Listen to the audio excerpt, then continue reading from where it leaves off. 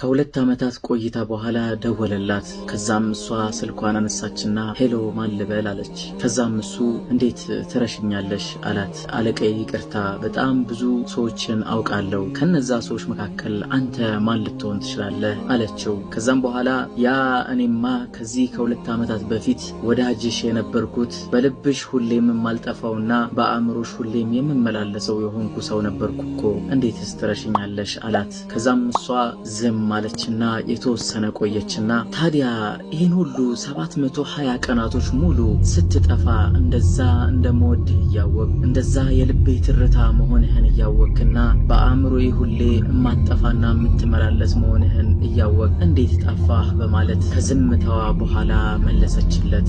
ከዛም እሱ እንዲህ ብሎ መለሰላት፣ አዎ ይህን ሁሉ ቀናት ስጠፋ በእርግጥም አንቺን ማስታወስ ከብዶኝና ብዙ ሴቶችንና ብዙ ሺህ ሴቶች መሃል እንዳንቺ አይነት ሴትን ፍለጋ ላይ ነበርኩኝ። ነገር ግን በተአምር እንዳንቺ አይነት ሴትን ማግኘት አልተቻለምና ተመልሼ ልመጣ ተገደድኩኝ አላት።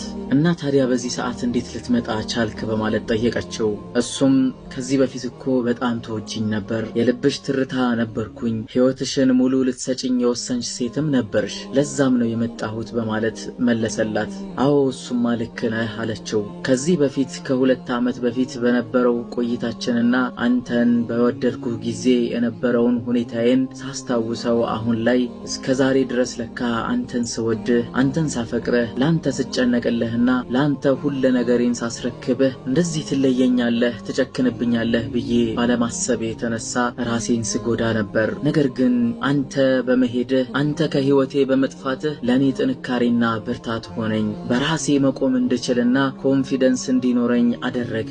አንተ መጥፋትህና መጨከንህ በጣም ብዙ ጥቅሞችን አስገኝተውልኛል። በአሁን ሰዓት በሚገርም ሁኔታ ራሴን እገዛዋለሁ፣ ራሴን እቆጣጠረዋለሁ። ሁሉ ነገር ቢመጣ አያሸንፈኝም፣ ልቤም ጠንካራና ደንዳና ሆነ አለችው። ከዛም በኋላ እሱ እባክሽ ይቅርታን እጠይቅሻለሁ፣ ከሁለት ዓመት በፊት በነበረው ፍቅራችን ይሁንብሽ፣ እባክሽ እድልን ስጪኝ አላት።